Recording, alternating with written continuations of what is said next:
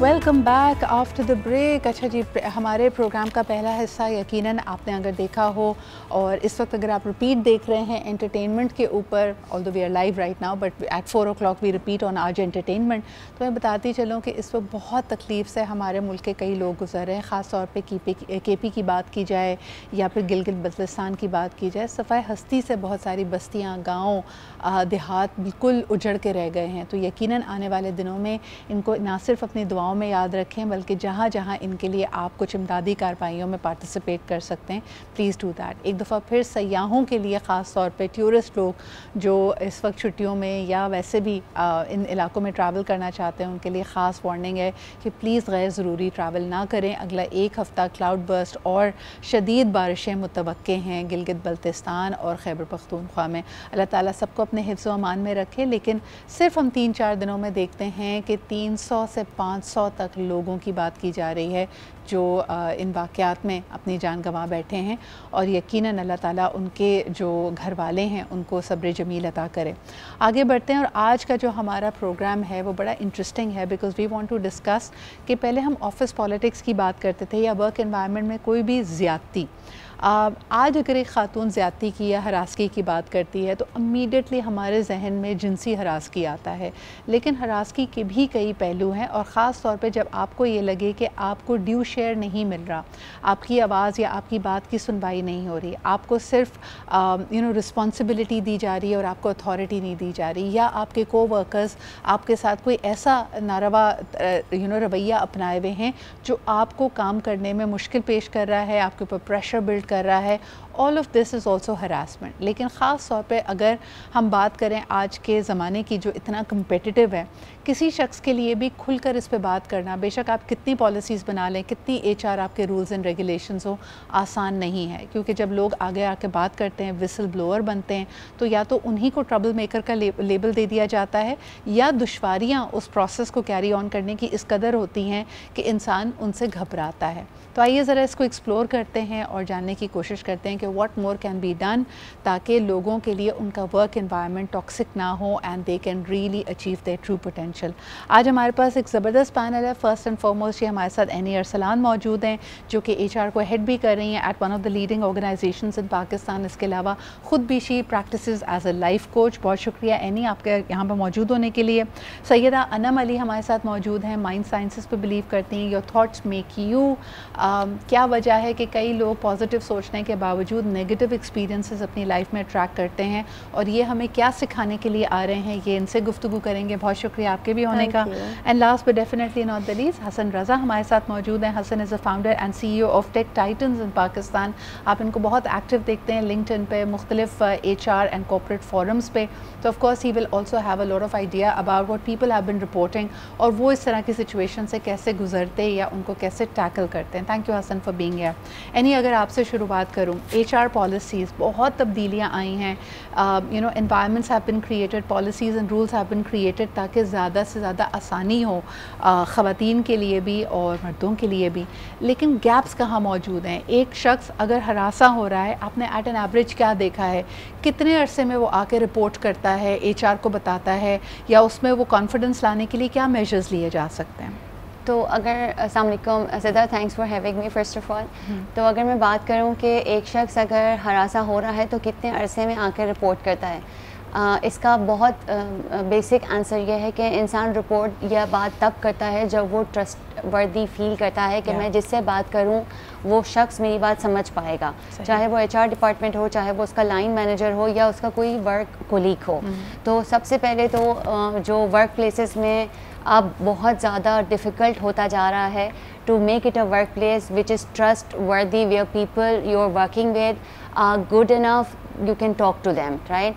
और ये बहुत सारी रीजंस हैं इसके। ऑब्वियसली इसका एक रीज़न ये है कि yes it is a competitive world and people use your words for any other thing as well and you have a fair attach to it, कि भाई मैं आज अभी सिद्रा से बात कर रही हूँ, सिद्रा किसी और टेबल पर बैठ कर सेम गुफ्तगू को किसी और तरीके से हाईलाइट कर सकें। और ये सिर्फ ऐसा नहीं है कि ये परसेप्शन है, ये एक्चुअली रियलिटी भी है। अच्छा, इस चीज़ को अगर मैं ऐसे लेके चलूँ हसन, ये सवाल मैं आपके पास लेके आती हूँ, कई दफ़ा जो हरासमेंट और बुलिंग के वाक़यात हैं वो आउट इन द ओपन हो रहे होते हैं, यानी वहाँ पे पब्लिक विटनेसेस होते हैं, आपकी टीम के सामने ही आपके साथ ज़्यादती हो रही होती है। क्या वजह है कि ठीक है हम कहते हैं ना कि यार आगे बढ़ो, अगर तुम रिपोर्ट करोगे तो I will be with you, लेकिन जो बाई स्टैंडर्ड्स होते हैं, जो आपके टीम के और मेंबर्स हैं, वो इस चीज़ को रोकते क्यों नहीं हैं? फिजरा, सबसे पहले तो I would like to give a credit, amazing, बहुत ही ज़बरदस्त किस्म का टॉपिक, और ये लिंक्डइन पे बहुत चलने वाला है बाय द वे, क्योंकि बहुत सारे लोग जो वो हमें देखते हैं, and all credit goes to you. अच्छा देखिए, मैं इस सवाल की तरफ आता हूँ, लेकिन सबसे पहले मैं आपको बताऊँगा, जितने हमारे ऑफिस में जो पॉलिटिक्स करते हैं ना, उनकी ना कुछ एग्ज़ाम है। आपको मैं जब भी आता हूँ तो मैं कुछ एग्ज़ाम लेकर आता हूँ, तो इस दफ़ा भी मैं कुछ कैटेगरीज लेकर आया हूँ। सबसे पहली कैटेगरी जो ऑफिस पॉलिटिक्स में आएगी, नज़र आएगी ना, सबसे पहले बंदा होएगा जो चापलूसी कर रहा होगा बॉस की। अच्छा। बॉस के करीब होएगा, बॉस की तारीफ़ कर रहा होगा, बॉस आप बहुत प्यारे हैं, और बॉस को काबू करने की कोशिश कर रहा होगा। अच्छा, सेकंड कैटेगरी जो होएगी ना, वो होएगी द गॉसिपर, अफवाहें फैलाना उसका काम है, हर जगह जाएगा, हाय आज ये हो गया, हाय आज ये हो गया, सच्ची ये झूठी हो गया, बातें, हर जगह ये कर रहा होगा। और थर्ड जो सबसे ज़्यादा डेंजरस है, वो है साइलेंट पॉलिटिशियन।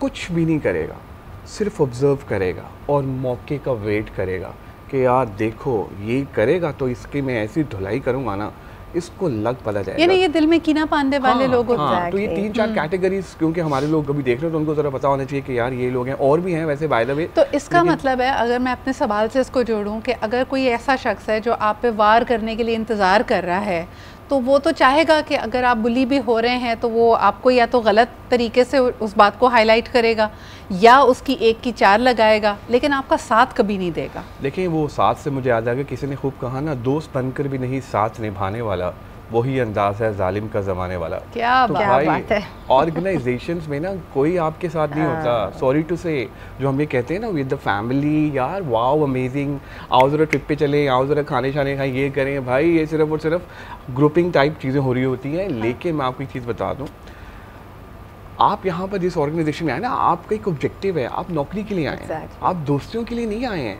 और कोई दोस्त नहीं है। सिर्फ एक चीज़ करके देखें, आप रिज़ाइन करें और उसी दोस्त को बोलें कि रिज़ाइन करो, कभी नहीं करेगा, क्योंकि उसको अपनी नौकरी प्यारी है और वो नौकरी के लिए आया है। तो ये जो आपका क्वेश्चन है ना, ये ऐसा ही है, लोग जो है ना वो वेट कर रहे होते हैं, देख रहे होते हैं कि कहाँ पे ये गलती करे और मैं ऊपर जाऊं और इसको मैं काटूं और फिर मैं देखूं। लेकिन तो बड़ी आपने तकलीफ दे बातें सुबह सुबह बताई हैं। वैसे दिल ख़राब होने लगे कि यार जिनको हम अपना दोस्त समझते हैं, या आपकी बात वैसे तो उसमें बहुत वज़न है। अनम, आप क्या समझती हैं कि वाकई वर्क प्लेसेस पे खुलूस, इखलास ख़त्म हो चुका है? मुझे ऐसा लगता है ख़त्म तो नहीं हुआ, लेकिन जैसे अभी हसन ने बड़ी अच्छी बात की, थोड़ी सी ना हमें डिप्लोमेसी करनी पड़ेगी, क्योंकि जिस तरह का आजकल का माहौल हो चुका है और जो सिनेरियोज़ हम देख रहे होते हैं, आप देखें बहुत सारी ऑर्गेनाइजेशंस में वेलनेस के पूरे प्रोग्राम्स और ट्रेनिंग प्रोग्राम्स अब पहले से ज़्यादा क्यों हो गए हैं, क्योंकि बार बार एम्प्लॉय को ये बताना पड़ता है कि you have to be very mindful, आपको बहुत सॉर्टेड भी होना है। जहाँ कहीं आपको लग भी रहा है कि शायद ये दोस्त या ये मेरे साथ में काम करने वाला मेरा वाकई कोई मुखलिस दोस्त हो, शायद हो सकता है कुछ बेहतरी हो जाए, तब भी आप थोड़ा सा डबल चेक ज़रूर रखें, क्योंकि कहीं ना कहीं मुझे ऐसा लगता है कि थोड़ी सी डिप्लोमेसी से चलना बहुत ज़रूरी है। चलिए एक सवाल इस तरह आपसे करती हूँ कि आज के वर्क एनवायरनमेंट को, क्योंकि फ्रेश ग्रेजुएट्स होते हैं, आपकी उम्र है अभी 25-26 साल, ज़्यादा दुनिया नहीं देखी, ज़्यादा लोगों से वास्ता नहीं पड़ा, कितना चालाक होना पड़ता है वर्क एनवायरनमेंट को सर्वाइव करने के लिए? ये बड़ा अच्छा सवाल किया आपने। मुझे लगता है चालाक ही एक्चुअली होना पड़ता है, क्योंकि अगर आप कॉर्पोरेट में जा रहे हैं तो फिर आपको, अगर आप चालाक नहीं है तो फिर तो आपको बहुत धोखे होने वाले हैं। मुझे यहाँ एक बात कहनी है, दो कि हम बात बिल्कुल ठीक कह रहे हैं कि ऑब्वियसली वर्क में diplomacy is also an skill. I would rather say कि it is a skill to learn to understand people, all sides of them, and to act accordingly. लेकिन जहाँ तक ये बात है ना कि जो एक्सपेरिमेंट्स होते हैं ना, उसके बाद ही हम चालाक बनते हैं या हम होशियार बनते हैं। लेकिन इसमें कोई इतनी परेशानी की इसलिए बात नहीं है, क्योंकि मैं ऐसे समझती हूँ सिद्रा कि जैसे आप हैं, जैसे मैं हूँ, जैसे बाकी हमारे फेलोज़ हैं, कि हम एक ही इंसान होते हैं। हम अलग अलग शेड्स बनने की कोशिश ज़रूर करते हैं, लेकिन हम होल एक ही हैं। तो एक इंसान अपनी पर्सनैलिटी का 200% शिफ्ट नहीं हो सकता जब वो अपने वर्क प्लेस पे है। एनी मुझे बताओ कि अभी जैसे बात हो रही थी कि आपको थोड़ा सा डिप्लोमेटिक होना चाहिए, why do we take diplomacy as a bad? Exactly, मेरा सवाल ये है कि देखें, आप घर में हो सकता है आपको किसी बात पे बहुत जल्दी गुस्सा आ जाता हो, लेकिन वर्क एनवायरनमेंट पे अगर आप गुस्से को काबू रखते हैं, आप अपनी ज़बान को बेहतर रखते हैं, अल्फाज के जो इंतखाब है उसको बेहतर रखते हैं, that is not really a bad thing. That is not a bad thing, and also that the same thing we do at home. It's a required skill, it's also required, it's a required life skill. अगर आप देखें सिद्रा के जैसे बहनों में लड़ाई होती है, वैसे जब आप अपने पेरेंट्स से करते हैं तो आप वहाँ पे बदल जाते हैं। गुस्सा वहाँ भी शायद आ रहा हो, आपने बात कहनी हो, लेकिन आप दूसरी विकैबुलरी ढूंढते हैं उसी बात को समझाने के लिए, because you know you are talking to an elder. Exactly. तो जब हम इसको लाइफ स्किल कहते हैं, तो जब हम ऑफिस में जाते हैं तो फिर यही लाइफ स्किल के अगर अपने बॉसेस से बात करें, कुलीग से बात करें, और यार अगर मैं इसको एक अच्छे सांचे में डालूं तो एक्चुअली ये हमें बेहतर इंसान भी बनाता है। इससे हमें जब्त करना आता है, इसे थोड़ा कंट्रोल करना आता है। हर चीज़ जो ज़रूरी मुझे लगती है इसी वक्त कह देनी ज़रूरी नहीं होती। अच्छा, इतना ये प्यारा पॉइंट है, एक छोटा सा मुझे ब्रेक लेना पड़ रहा है, लेकिन मैं एक बात को ज़रूर एम्फसाइज़ करूं कि nobody is taking away from your life experience. यानी हो सकता है आपके साथ पिछली जॉब में या मौजूदा जॉब में आपके साथ वाकई ज़्यादती हुई हो, लेकिन उसको एज एन एक्सक्यूज़ बनाकर अपने रवैये को, अपनी पर्सनालिटी को चेंज कर लेना भी कोई जहानत नहीं है। तो आप किस तरह अपने आप को हर एक्सपीरियंस के बाद मज़ीद बेहतर बनाते हैं, एक्सीलेंस की तरफ जाते हैं, लेट्स टॉक अबाउट दैट, लेकिन एक छोटे से ब्रेक के बाद।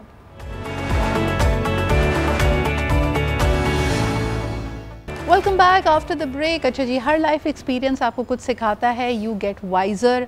आप इन सिचुएशंस को हैंडल कैसे करें, हम इस पे अभी बात कर रहे हैं इस वाले सेगमेंट में पर्टिकुलरली। अगर आपको लग रहा है आपके साथ ज़्यादती हो रही है, so what are some of the tools that you have, और आपको सिचुएशंस को हैंडल कैसा करना चाहिए। Let's start with that. Hasan, आपसे शुरुआत करती हूँ। ख़वातीन को ज़्यादा सपोर्ट मिल जाती है, लेकिन अगर मर्द, एक कोई भी आदमी ये महसूस कर रहा हो कि उसको ऑफिस पॉलिटिक्स का निशाना बनाया जा रहा है, उसको प्रमोशन नहीं मिल रही, उसको वॉइस नहीं मिल रही, वो जो काम करता है उसका क्रेडिट या तो उसका बॉस या टीम ले लेती है, करना क्या चाहिए उसको? सिद्रा, एक वाकया मैं सुनाऊंगा, बिल्कुल सच्चा वाकया है, मुझे 2 मिनट आपने देने हैं, ठीक है। वाकया ये है कि एक साहब जो थे वो एक ऑर्गेनाइजेशन में काम कर रहे थे, तो नई टीम जो है ना वो वहाँ पर आई। आपको पता, नया बंदा जब आता है हाँ। तो वो कहते हैं यार पुराने बंदे जो है ना, इसको इधर करो, उसको उधर करो, ठीक है। तो उन्होंने एक साहब को ना टारगेट किया हुआ था। अब उस साहब को उन्होंने टारगेट किया हुआ था, तो उसके ऊपर ना स्टेथोस्कोप सेट किया हुआ था कि यार इसका उठना बैठना आना जाना, मुझे बताओ कि क्या कर रहा है, इसको हमने जो है ना निकालना है इस इदारे से। अब वो 15 साल से वो पुराना वहाँ पर बैठा हुआ था, ये साहब नए आए। अब उन्होंने देखा कि यार ये इसको हमने इसको फारिग करना है, तो जो नई टीम आई थी उसको बोल रहे थे कि ऐसी सिचुएशन लेकर आओ कि ये खुद रिजाइन कर दें। It's like a bad breakup. जैसे मर्द में हिम्मत नहीं होती ना कहने की कि भाई नहीं मान रहे घर वाले, मुझे नहीं चलाना, वो कहते हैं रवैया इतना बुरा कर लो कि खुद ही भाग जाए, खुद ही भाग जाए। और फिर वो क्या किया, उसके साथ यही किया उन्होंने। वो बेचारा जो था समहाउ वो गया। अच्छा, उसके बाद जो इम्पैक्ट हुआ, उसकी जॉब तो चली गई, लेकिन वो घर आया। घर आने के बाद उसने अपनी बेगम को बताया कि जी देखिए मेरी जॉब चली गई। तो बेगम ने कहा कोई मसला नहीं है, तुम ट्राई करो। तो 6 महीने तक वो ट्राई करता रहा, उसको जॉब नहीं मिली, पूरे कर्जे में वो आ गया, बच्चों की फ़ीसों के लिए पैसे नहीं है, सारी चीज़ें, बहुत मसले हो गए। फिर क्या, अगला फेज़ है, इट्स वेरी वेरी सैड। उसने क्या किया, वो एक दिन घर आया, अपनी बेगम को बताया कि जी कि मेरे पास मुझे जॉब नहीं मिल रही है, फ्रस्ट्रेट हो चुका था। बेगम ने कहा मैं तुम्हारे साथ रहना ही नहीं चाहती, तुम मुझे ना मैके छोड़ो।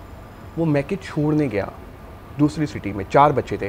दूसरी सिटी में जब गया तो बेगम तंग आ चुकी थी। उसने कहा मुझे यहीं पे डाइवोर्स दो, मैं तुम्हारे साथ रहना नहीं चाहती क्योंकि तुम मेरा ख़र्चा नहीं उठा सकती। वहाँ पे उस खातून को गुस्से में आकर उसने डाइवोर्स दे दिया। वापस आया लाहौर, 15 दिन एक कमरे में रहा, 15 दिन के बाद उसकी डेथ हो गई। आज कौन रिस्पॉन्सिबल है उसकी डेथ का? अब उसकी डेथ हुई तो वही ऑफिस वाले जिन्होंने उसको निकाला था, आगे जनाजे का हम करेंगे, खाने का हम करेंगे, सारी चीज़ें हम करेंगे।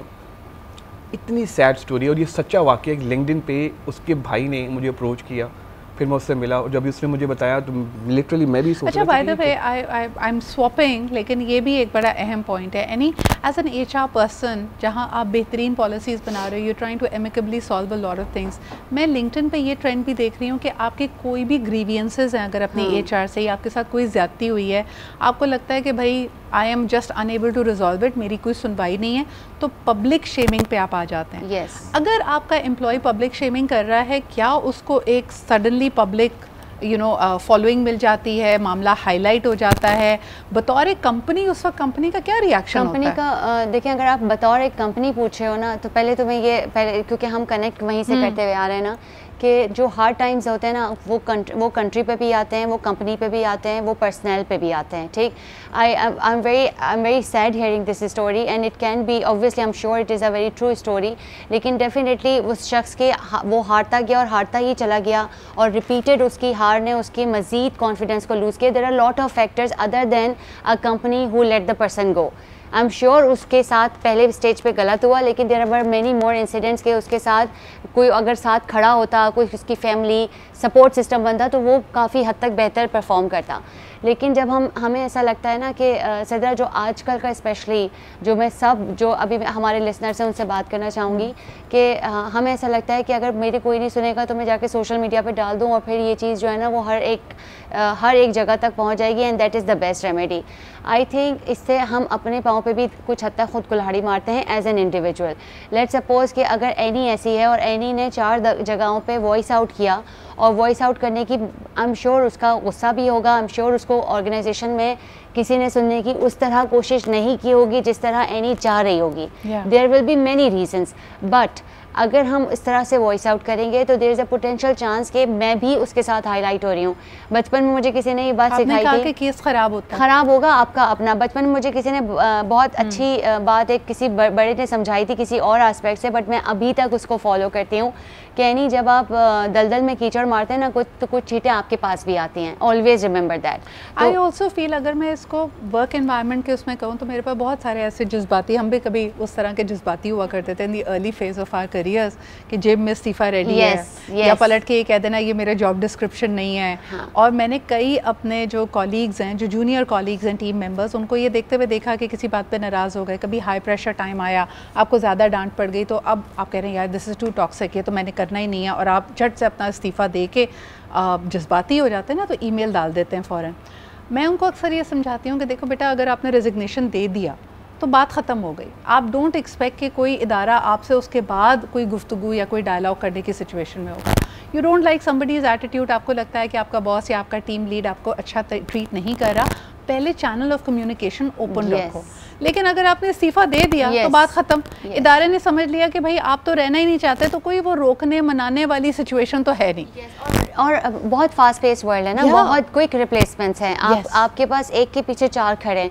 और बात यही है ना कि देखें, जब तक जंग है ना तभी तक जंग है। जब आपने कट ऑफ कर लिया, यानी इट्स मोर लाइक कि once it is divorce, ties आपने टाइज अलग कर लिया। लेकिन ये बड़ी एक इंटरेस्टिंग नोशन यहाँ पे ये है अनम, ख़वातीन के लिए कहा जाता है, ख़ास तौर पे अगर वो हरास की रिपोर्ट करें बाय अ मेल कॉलीग, तो तब सोसाइटल एक्सपेक्टेशन ये है कि ओहो मेरी गैरत, मेरा ऑनर तो ये गवारा ही नहीं करता कि मैं ऐसी सर्कमस्टांसेस को झेलूं।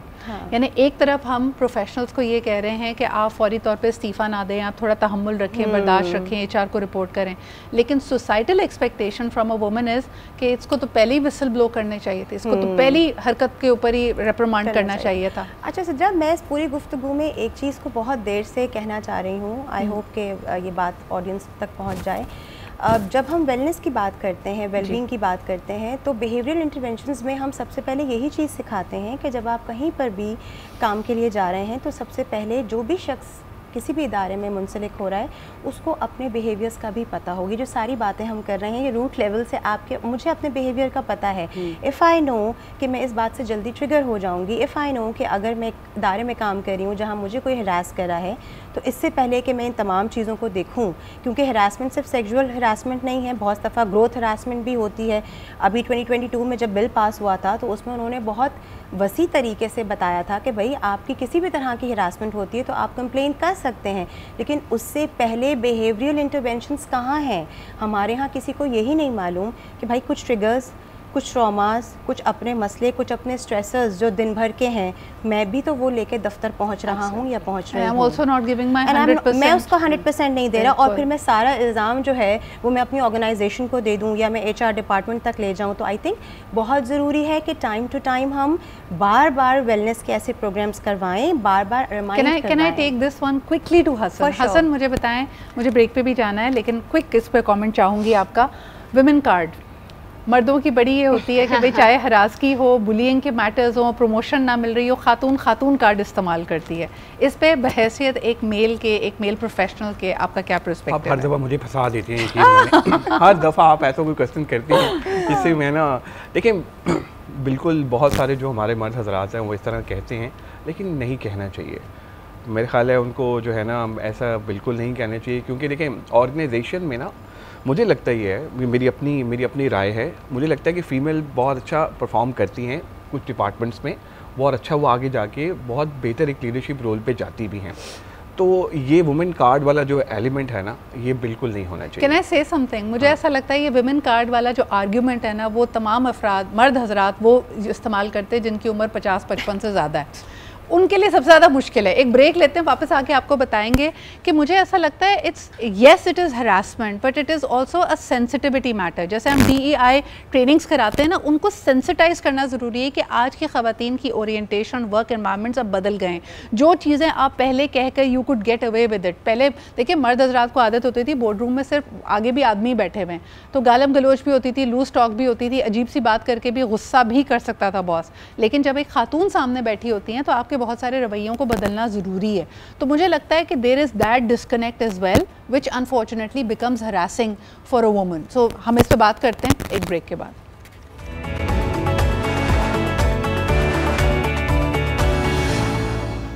Welcome back after the break. अच्छा जी, हम बात कर रहे थे कि किस तरह आपको अपने अंदाज में भी, अपने अंदर भी तब्दीली लानी पड़ेगी, क्योंकि ज़माना बहुत बदल गया है। आपको सेंसिटिविटी होनी चाहिए कि जो चीज़ें शायद आप हार्मलेस समझते थे, या आपको लगता था कि यार ये तो मेरा सेंस ऑफ ह्यूमर है, आप लोगों को वो गिरा गुजरता है और वो हरासमेंट के ज़ुमरे में आता है। ऐसी बहुत सारी ट्रेनिंग्स यानी आपने लीड की होंगी। गैप कहाँ है? आई थिंक गैप अंडरस्टैंडिंग और गैप एक्सेप्टेंस में है, राइट? अगर मैं बिल्कुल ब्लंट बात करूँ, यस ब्लंट बात करूँ तो गैप एक्सेप्टेंस में है। लेट सपोज अगर हम हमारे एक्चुअली सिद्रा हमारे ना हर एरिया ऑफ लाइफ में स्टैंडर्ड्स बहुत मुख्तलिफ हैं। एज एन ह्यूमन अगर मैं बात करूँ, हम एज एन अ फादर अलग बिहेव करते हैं, एज एन अ ब्रदर अलग बिहेव करते हैं, एज एन अ कुलीग अलग बिहेव करते हैं, एज एन अ हस्बैंड अलग बिहेव करते हैं। And likewise it goes with women कि women have their own different standards. तो मुझे ऐसा लगता है कि जो हम बहुत लाउड इनफ बात करते हैं डाइवर्सिटी की, उसको सबसे पहले ना हमें लिव करना होगा with in us, right? I should have this acceptance that if I'm working with male colleagues, there are certain boundaries I have to set for my own self, which otherwise, जैसे अगर मैं घर पे जिस तरह relax होकर बैठती हूँ, अगर मैं मेल कोलीग्स के साथ बैठी हूँ तो मुझे अपने आप को भी उस हिसाब से पोर्ट्रे करना होगा। And likewise it goes for man कि जो बातें आप मैन टू मैन टॉक्स में कर सकते हैं, वो man to women you have to calculate what you are saying, and the body language and the gestures, and even how you are looking at your female colleagues, that also matters. I mean, सबसे बड़ा जो मेरी चंद और organizations में being an HR मुझे एक complain आती है और फिर जिसमें हम इन्वेस्टिगेशन सबसे डिफ़िकल्ट, अब अगर आप मुझे देख रही हैं, right, how to capture it कि आप मुझे कहाँ देख रही हैं, या मैं अनकम्फर्टेबल फील कर रही हूँ। तो ये बहुत सारी ऐसी बातें। अब ये वाला जो डिस्कम्फर्ट है, जो आपको किसी भी, specially not on the lead position, लेकिन अगर मिड टियर की मैं बात करूँ, इसको कैसे रिपोर्ट किया जाएगा कि ये देखते ठीक नहीं है, अब ये इसको कैसे report, I mean that is something too challenging for HR to deal with, but that is all real. लेकिन इससे डिसअपॉइंट नहीं होना, that is what always I take it back to the. अच्छा, अगर कोई इन्वायरमेंट आपको बहुत टॉक्सिक लग रहा है, you are unable to perform, कोई स्ट्रेसेस हैं इसी तरह के आपके पास, या आपसे कोई नाजेबा एक्सपेक्टेशंस रखी जा रही जो आपके लिए आपको अनकंफर्टेबल करती हैं, and to each their own, लेकिन it is not something that is helping you perform, um क्या करना चाहिए? Should they resign, should they fight, should they report? और मुझे लगता है कि ये एक ऐसा पीस है जो लोगों को समझ नहीं आता कि मैं पहले दूसरी जॉब सिक्योर करूं, यहाँ से निकलूं। स्टेट ऑफ माइंड को कैसे बेहतर बनाऊं? अच्छा, स्टेट ऑफ माइंड की सिद्रा, मुझे लगता है कि ये हमारी मिनहसुल कौम एक स्टेट ऑफ माइंड है, सिर्फ काम के दौरान नहीं। फ़ौरन अगर हम कहीं भी डिस्टर्ब फील करते हैं या हमें कहीं भी डिस्कम्फर्ट फील होता है, हमारा पहला ख्याल हमें यह आता है कि हम इस जगह से हट जाएँ, जबकि ये सोल्यूशन नहीं होता। मुझे लगता है इसको हमें सबसे लास्ट में रखना चाहिए। पहली चीज़ तो ये कि अगर मुझे ऐसा महसूस हो रहा है तो मेरे पास उसके प्रॉपर एविडेंस हो, प्रॉपर प्रूफ हो, ताकि अगर मुझसे कल को कोई पूछे तो मेरे पास उसका जवाब हो देने के लिए, और मुझे अपने आप को भी इंटरनली अगैन मैं कहूँगी बिहेवियर के हिसाब से भी वैलिडेट करना आसान हो कि अगर मैं किसी चीज़ के लिए परेशान हो रही हूँ तो वो महज ऐसा नहीं है कि मैं इन्फ्लुएंस हो रही हूँ, वाकई में ऐसा हुआ है। तो ये बड़ा ख्याल रखने की ज़रूरत है कि आपके पास में, और ये बड़ी इंपॉर्टेंट बात आपने की है, because sometimes when you are being abused, harassed और बुलीड, आपके पास कोई प्रॉपर, आपका जहन भी इस चीज़ को रिकॉर्ड नहीं कर पा रहा होता, तो उन चीज़ों का एविडेंस रिकॉर्ड करना बहुत ज़रूरी है। फिर उसके बाद ये कि जैसे थोड़ा सा हमें अगैन मैं कहूँगी, जैसे आपने मेरी बात को बहुत अच्छे तरीके से डिलीवर कर दिया कि डिप्लोमेसी क्योंकि एक स्किल के तौर पर हम देखते हैं इवन इन माइंड साइंसेस, तो हमें थोड़ा डिप्लोमेटिक भी होना है कि गुफ्तगू करते हुए, कॉन्वर्सेशन करते हुए मेरी कौन से बात का कौन सा मतलब लिया जा सकता है, इसका भी हमें बहुत ख्याल करना होता है। क्योंकि हरासमेंट में कई बार हम ये भी देख रहे होते हैं कि अगले ने तो आपको कहा कि मैंने तो ये बात ऐसे कही ही नहीं थी, आपने ये बात ऐसे कैसे ले लिया, और उस वक्त आपके पास कोई ना तो एविडेंस है, ना आपके पास कोई प्रूफ है, और आपके पास जवाब देने के लिए भी कुछ नहीं है। तो तरीका ये नहीं है कि अगर मैं हरास हो रही हूँ तो मैं फ़ौरन से नौकरी को छोड़ूंगी, मैं पूरी हद तक अपनी कोशिश करूँगी कि मैं अपना पूरा बंदोबस्त करके जाऊँ। फिर भी अगर मुझे ऐसा लगता है कि ठीक है यहाँ पे सारी, क्योंकि एक लॉबी, हम कितना भी बात कर लें Sidra, but you know living in Pakistan, मुझे लगता है ये कल्चर अभी तोड़ने में हमें थोड़ा वक्त लगेगा। Can I also bring in a very important element into it? Hasan, again मुश्किल सवाल आपके हिस्से में आता है, मुझे बताएं कि व्हाट अबाउट ऑफिस रोमांसेस? बहुत दफ़ा ये होता है कि यंग ग्रेजुएट्स हैं, मेल हैं, फीमेल हैं, और मुझे लगता है ये कहीं ना कहीं ये भी सोसाइटल प्रेशर है। Now I am seeing more and more women choose professional excellence, तो लोग उनको कहते हैं ठीक है फिर ऐसे किसी इंसान से अंडरस्टैंडिंग कर लो ना जो तुम्हारे काम की नौयत भी समझता हो, तुम्हें भी समझता हो। तो अक्सर ऑफिस रोमांसेस इस आड़ में ब्लूम कर जाते हैं, यानी आपकी किसी से मुलाकात हो जाती है, आपको अच्छा लगता है, आपकी अंडरस्टैंडिंग डेवलप होती है, ये तो बात की बात होती है, 3 साल बाद वो कहता है कि नहीं जी अम्मी नहीं मान रही हैं और मुझे तो घरेलू लड़की चाहिए। लेकिन that particular moment, is that room for harassment is well, जहाँ पे ज़्यादती हो सकती है आपके साथ? आप हमेशा मुझसे जो है ना मुश्किल सवाल करती हैं और सिचुएशन में, लेकिन मैं ख़वातीन के पास भी लाऊंगी, लेकिन ये बड़ा रियल आज का टॉपिक है। अच्छा देखिए, ये जहाँ पर मेल और फीमेल्स काम करते हैं वहाँ पर ये फैक्टर होगा और आ भी सकता है। अब देखने हैं कि इदारे की पॉलिसीज़ क्या हैं। जैसे एग्जांपल मैं आपको देता हूँ, मैं को एज ए कंसल्टेंट भी काम करता हूँ, तो एक सॉफ्टवेयर हाउस पे हमारे पास एक ऐसा केस आ गया और उन्होंने बोला यार कि वी आर इंगेज्ड। अब वो दोनों छुट्टी करते थे इकट्ठे, दोनों लंच करने जाते थे इकट्ठे, अब वो जहाँ पर भी जा रहे हैं अब इकट्ठे जा रहे हैं। अब हमने सोचा यार हमने तो पाकिस्तान में किसी इदारे में कोई ऐसी रोमांस की कोई पॉलिसी तो आज तक बनाई नहीं है। भाई हमारे पास ये केसेस अभी से नहीं आ रही, केसेस बहुत सारी देर से आ रहे हैं, लेकिन किसी ने कभी सोचा ही नहीं कि यार ये ऐसा भी हो सकता है, तो हमें क्या करना चाहिए। तो हम लोगों ने फिर सोचा यार, ख़ास तौर पे आप सिंगल हैं तो ऐसा हो सकता है, तो अलग सिचुएशन है। अगर इनमें से कोई एक मैरिड है और ये एक्स्ट्रा मैरिटल ऑफिस अफेयर चल रहा है, तब सिचुएशन बहुत मुख्तलिफ है। इसमें रेशियो ना सिंगल मदर्स जो बेचारी हमारी ख़वातीन है ना, उनकी तरफ से भी एक वो होता है, क्योंकि उनको भी घर वाले नहीं पूछ रहे होते हैं। I am sorry to say that, जब वो जॉब करने आती है ना और अपने वो बेटे या बेटी के लिए आती है, अच्छा कोई भी जब जॉब करने आता है, स्पेशली जो हमारी फीमेल्स हैं वो शौक से नहीं आती है, मेजॉरिटी वो मजबूरी के तहत आती हैं। ये एक लेंस है हसन, दिस कैन वैरी, लेकिन ये एक बहुत अरसे तक लोगों ने एक अपना माइंडसेट बनाए रखा है। बिल्कुल बिल्कुल बिल्कुल। तो अब जब वो आती है तो उनको भी कोई सब सहारा चाहिए होता है, तो देखता है वहाँ पे कोई अंडरस्टैंडिंग उनकी डेवलप हो जाती है, मेल और फीमेल्स की भी। अच्छा अब हमने सोचा कि यार अब हम करें क्या। अब हमने उस कपल के साथ क्या किया, हमने उनको बुलाया, हमने उनको बिठाया, हमने कहा यार देखो वी नो दैट कि आप लोगों की अंडरस्टैंडिंग हो गई है, सारी चीज़ें हैं, लेकिन आपकी वजह से ना हमारा काम डिस्टर्ब हो रहा है। क्योंकि फ्लोर पे आप खड़े होते हैं, आप फ्लोर पे खड़े होकर गप्पे लगा रहे हैं, आप मतलब चीज़ें हो रही हैं आपकी। भाई हम लोग कोई यूएसए में तो नहीं रहते ना, यूके में तो नहीं रहते, ठीक है लिमिटेशंस हैं, हमारी सारी चीज़ें हैं, लेकिन पूरे फ्लोर पे काम का जिक्र नहीं हो रहा, आप दोनों का जिक्र हो रहा है, और उस जिक्र की वजह से हमें फिक्र लग गया है कि यार ये क्या हो रहा है हमारे यहाँ। फिर हमने उनको समझाया, बताया। पॉलिसी क्या बनाई इदारे ने? हमने उनको पहले उनको वर्बली, जो हमारा एचआर का होता है, हमने उनको पहले वर्बली समझाया कि यार देखो, काउंसलिंग की, हमने उनको बताया। In the and they said कि यार हमने यहाँ पे काम ही नहीं करना।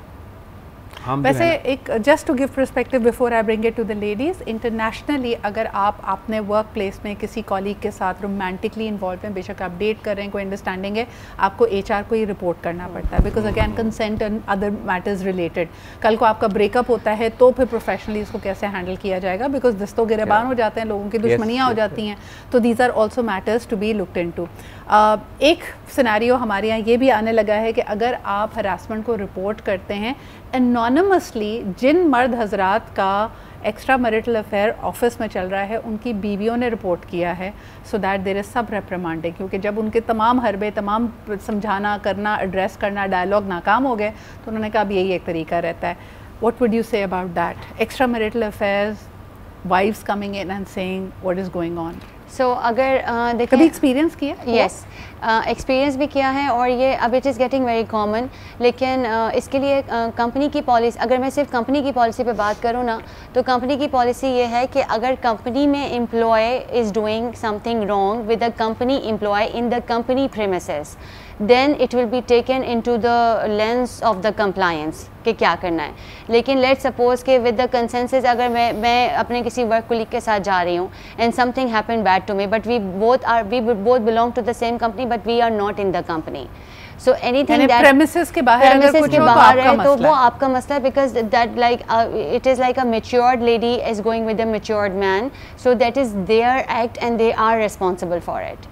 तो it's like that's how it is always seen. मुझे बताओ, इंटरनेशनली कंसेंट को जैसे डिफ़ाइन किया जाता है एनी, कि खुदा ना खासा अगर कोई हरासगी का वाक़या हो, हाँ. तो कहा यह जाता है अगर आपका जो भी कॉलीग है वो अथॉरिटी में आपसे बड़ा है, यानी अगर वो आपका बॉस है एंड यू नो आपकी टीम लीड है, तब वो कंसेंट ना कंसेंट की ये कोअर्जन में आ ही जाती है. भाई खातून इस पोजीशन में नहीं थी या सबऑर्डिनेट इस पोजीशन में ही नहीं था कि वो ना कह सके. अच्छा, इसमें बिल्कुल मुझे बात करनी है, क्योंकि there are so many women working and obviously वो हर पोजीशन पे काम कर रही हैं, और आई एम श्योर कि there would be so many different scenarios जहाँ पे उनको जवाब चाहिए होगा.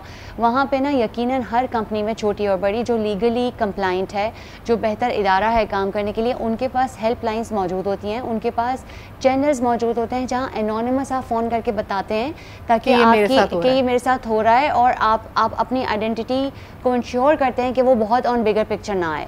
तो फिर उसको जो राइट डिपार्टमेंट ये देख रहा होता है ना, वो उस डिपार्टमेंट के जो, जैसे वो IR हो या वो HR हो, वो उसको टेक केयर करते हैं. तो वो सारी फ़ोन कॉल सुनते हैं, आपसे सबूत मंगवाते हैं, आपसे बैक एंड पे सारा काम करते हैं, क्योंकि if there is somebody, specially a woman, जो हैरेस हो रही है किसी सीनियर प्रोफेशनल से, और उसको जॉब भी नहीं छोड़नी है, लेकिन उसको समझ नहीं आ रहा कि मेरे पास तो कोई चॉइस ही नहीं बन रही अपेरेंटली, मतलब I am being harassed and I don't know. तो फिर आपको सबसे पहले ही पता लगाना है कि आपके कंपनी का मेथडोलॉजी ऐसे हैरेसमेंट को डील करने का क्या है. जीरो टॉलरेंस होती है वैसे ऐसे चार्जेस के ऊपर? क्या मर्दों को या उन सीनियर ऑफिशियल्स को फायर किया गया? हर अच्छी ऑर्गेनाइजेशन, क्योंकि देखिए organisations are there specially for themselves, number 1. तो जैसे बिल्कुल आसान सी बात है सिद्रा, आप बोलेंगे यार जो भी लड़ना है ना, मेरे घर पे मत लड़ना. एक बात है, मेरे घर का माहौल खराब, हाँ, मेरा रिप्यूट खराब नहीं होना चाहिए. If it is something you can deal with, just go and fight on road. तो लाइकवाइज आप कंपनी को अपनी इमेज का भी उतना ही ख्याल है, और अगर कोई ऐसी चीज़ है कि उसके एम्प्लॉय के साथ हो रहा है जो कि उसके लिए भी एक फ्यूचर चैलेंज बन सकता है. And plus obviously companies are being run by professionals, और आजकल तो माशाल्लाह यंग एंटरप्रेन्योर्स आ रहे हैं ना, तो ये तो बाहर से जो बच्चे पढ़ के आए उनको खुद पता है, उनके दिमाग. चीज़ भी इम्पॉर्टेंट है ना कि जिस तरह आप ब्रांड को या अपनी सर्विसेज को लोगों तक पहुंचाते हैं, उसी तरह एक एम्प्लॉयर ब्रांडिंग भी होती है कि वो कितना रेप्यूटेबल, कितना मुहज़्ज़ब इदारा है, क्या वो अच्छे लोगों को अट्रैक्ट करेगा या नहीं. आखिरी सवाल Anam, very quickly, last 1 minute, मुझे ये बताएं कि अगर आप किसी किस्म की ज़्यादती का निशाना बने हैं, how to restart, reset your mind, because वही वाली बात है कि दूध का जला छाछ भी फूक फूक कर पीता है. आई थिंक हम सबसे पहले अपने आपको देखना ज़रूरी है कि मैं कितना रिस्पॉन्सिबल था या थी इस पूरी सिचुएशन में. ठीक है, हम एक छोटी सी चीज़ कहते हैं थेरेपी में भी सिद्रा, कि अगर हम रिस्पॉन्सिबिलिटी ले लेते हैं ना, फॉर एग्जांपल कुछ भी हुआ, लेकिन इफ़ आई टेक कि रिस्पॉन्सिबिलिटी मैं लेती हूँ कि ओके फ़ाइन, जो भी मेरे साथ हो गया वो हो गया, लेकिन अब मैं दोबारा से स्टार्ट करूँगी.